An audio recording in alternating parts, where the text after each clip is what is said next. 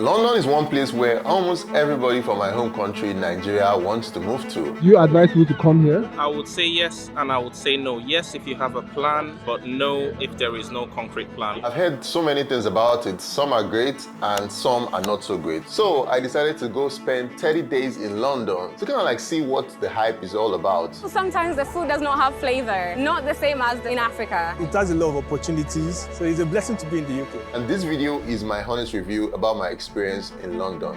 Welcome to London!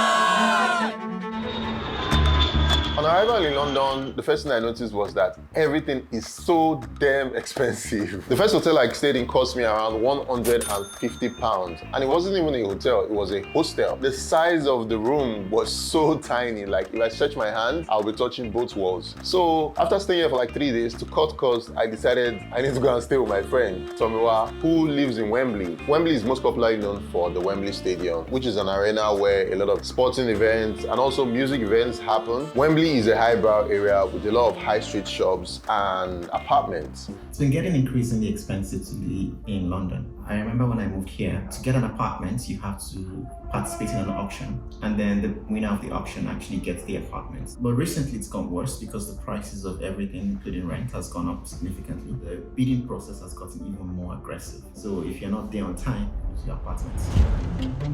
How much do you pay for rent? When I stayed here, it was about 100. For what kind of apartment? It was a flat in someone's backyard.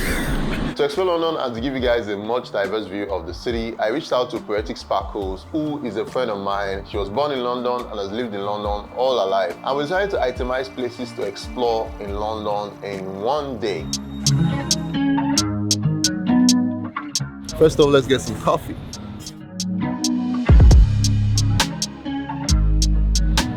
I want to try matcha. I fell in love with matcha when I was in New York. And since then, I've just been on the matcha spree. It cost 10 euros, over 10,000 naira to drink 2 coffees. So I'm about to give Poetic Sparkles, the person behind the camera, she's about to try it for the first time. I don't know what it's made from, but it's just really, really dope. It's nice. It has a little bit of a powdery taste. It's not sweet. It just tastes like tea. But green. I like it. One of the best ways to move around London is actually by the train. I think it costs like £3 per trip. Depends on where you're going to be dropping off. But that's currently where I stay, Wembley Park there. And this is the train station I'm always coming in through. When I got into London, I started using Uber, but within the first 3-4 days, I noticed that my wallet started to vibrate. So I decided that I need to go out and get an Oyster card, and I started using the train.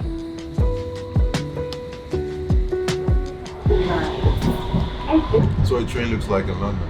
Much better than New York's train. Much cleaner, less crazy people. I think for somebody who has traveled to so many countries, I would say that London's train is one of the best I've ever been in. It's also one of the best ways to move around London because it has so many connections. You can travel outside London without leaving the train station by just going from one train station to the other. The only thing is that depending on how far you travel across the zones of London, the prices can go up from there. I ended up paying £12 on some trips because I traveled the whole length of the train. One of the things you need to do is to remember to tap out, because if you don't tap out in London, they're going to charge you the highest maximum fee for whatever zone that you are in. I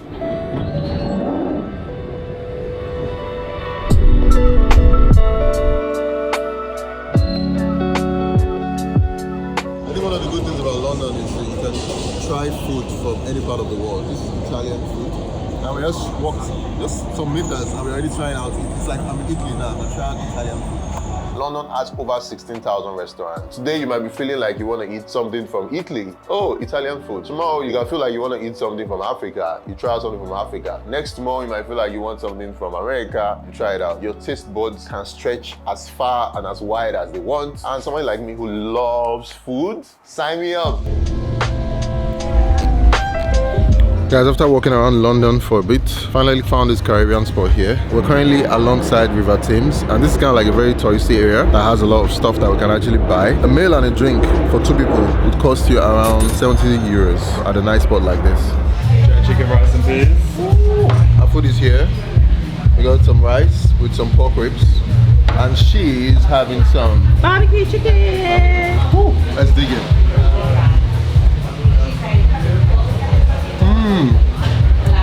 Caribbean food slaps. The tipping culture in UK is averagely okay. You don't necessarily have to tip. In the US, they make tipping something that is like, it's compulsory. You have to tip. And I'm like, is it your birthright? Are you the one that made this money for me? I worked hard and made this money. The same way you're also working at your job.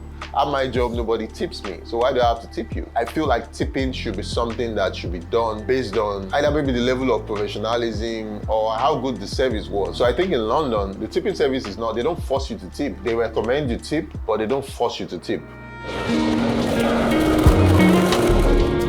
So guys, after having an amazing meal, currently walking to the London Eye, which is a Ferris wheel that is so popular in London. One of the places in London I've always seen from when I was very young has been the London Eye. And I've always wondered what it would feel like riding on this London Eye.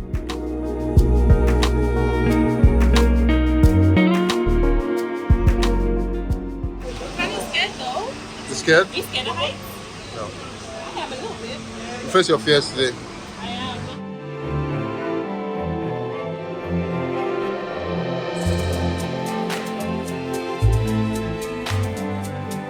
It's such a beautiful view. Amazing view. What do you think about the view? London is such a beautiful city. If you haven't been here before, like, Please come down here. I'd recommend. Just this view alone is like. Yeah.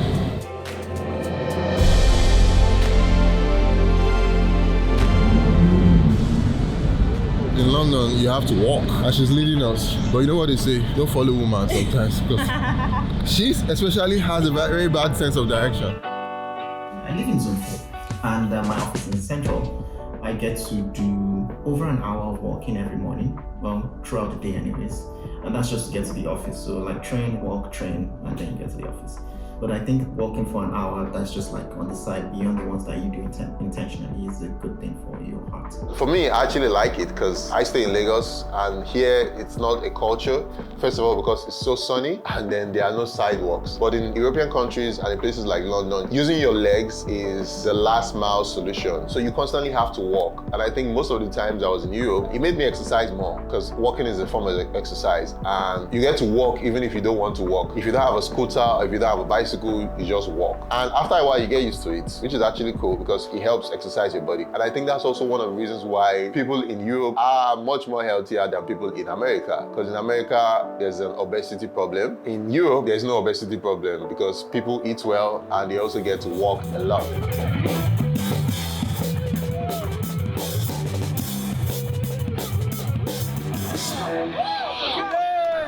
One of the cool parts about London is, like I said, something is always happening everywhere. We're just walking past to the station now. I just found these guys. We're drumming. I found the station.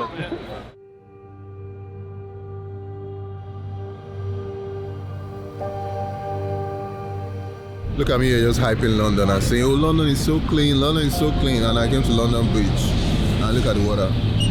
Just check it out. That does not look clean. That doesn't look clean at all. The water is brown because it's just getting ready to wake up. See, when it wakes up, I give you an explanation for why the water is brown. Water is brown because it's dirty. It's not dirty. It's not dirty. It's not dirty. Can you drink it? A little bit of like filter and salt. No filter. Listen, all you need is some honey. It tastes like tea. Honestly. Tried and tested by Miss Sparkle. Your shit sparkles.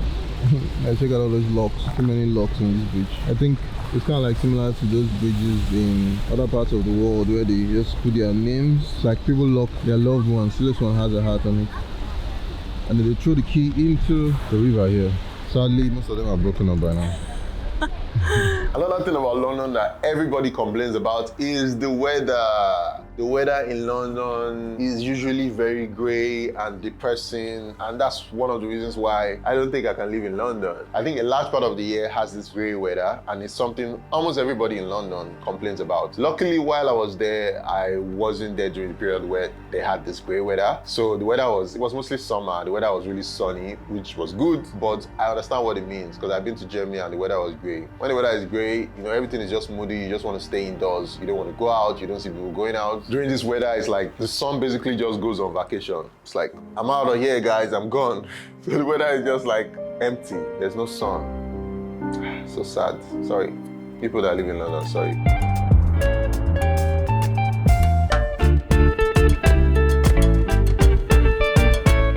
This is a place where we can get on a boat and take a ride along the River Thames. Finally on the boat.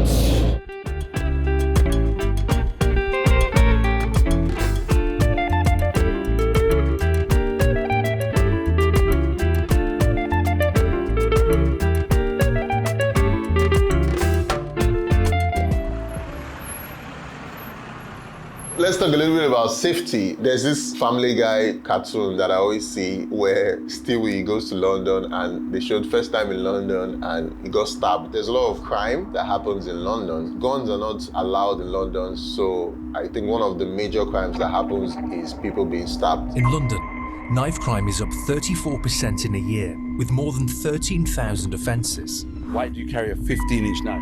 Because it's big.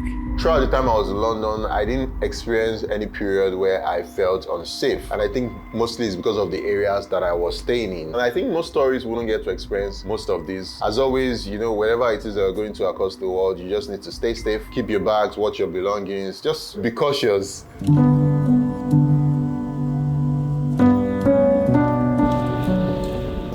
The great part about London is that just walking around, there's so much to see. And one of the things we want to see today is a museum. And there's a place called Tate Modern Museum, which we've been looking for a very long time. And we just found this one right here. And in it, you can see great art from around the world. So let's go and see if we can find anything from Africa there. You know, UK and Africa have a very interesting history.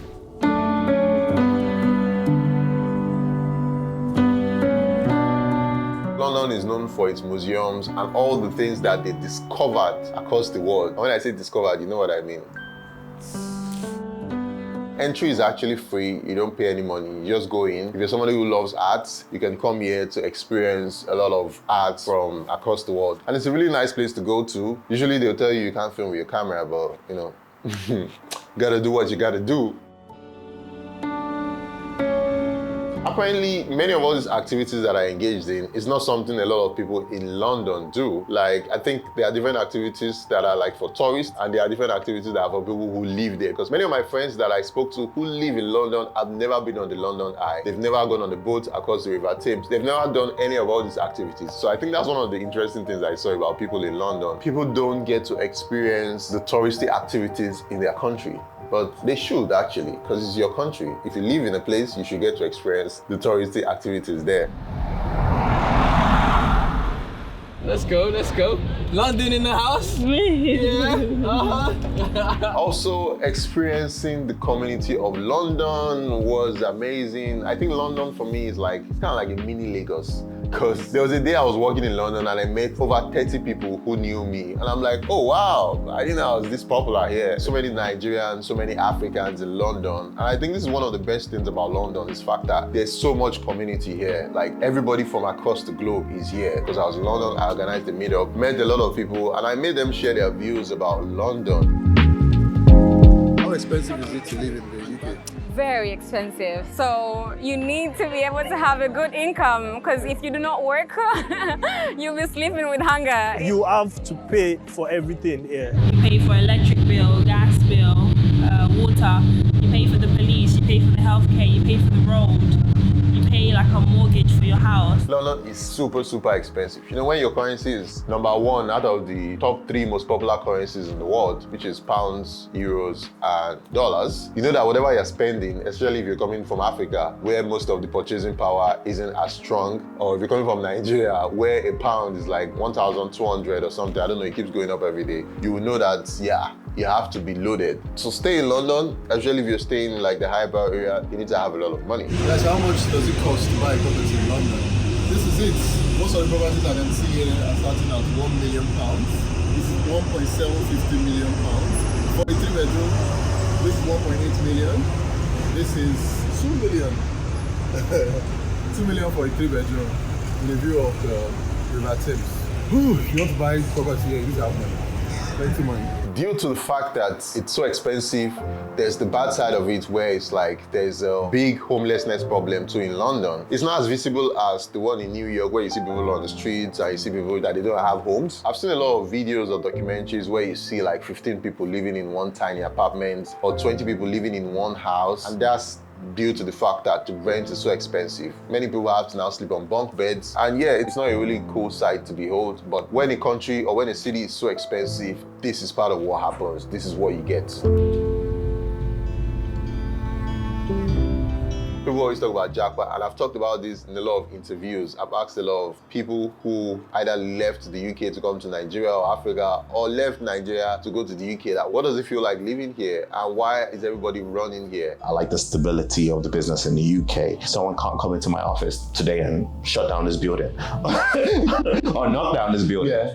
That's not a possibility here. Now that I've come to London, I understand why a lot of people leave Nigeria or leave other African countries to go to London or to go to the UK to live. One thing I like about UK is that it has a lot of opportunities, and also the law. There is rule of law, so the law can always work for you. This is a very interesting topic because everybody has their own different opinions on it. But one of the reasons I feel I understand now that people leave Nigeria or leave Africa to go and live in London is the fact that the system works. The healthcare system works, the transportation system works. If you're setting up a business, it also works. So do you think it's worth it paying all that money? I would say yes, because you get a lot of structure, right? Everything kind of makes sense, there's less unpredictability. Things move along smoother. It's less stressful because you know what you get with what you're paying for. You have that sense that if anything happens, there is somebody that you can talk to. There are several things I've been able to do, people I've been able to meet, places I've been able to go that, for me, I probably would not have done if I wasn't living in London. The more I discovered the world, the more I realized that there is so much to see, and every city has its own unique story to tell. I look forward to visiting London again to experience more of what this fantastic city has to offer. And guys, those are my thoughts below. If you live in London, please share your thoughts. And if you love this video, as always, please hit the like button and subscribe to the channel. We are trying to get to 1 million subscribers before the end of the year. And as always, I'll see you guys on the next one. Peace.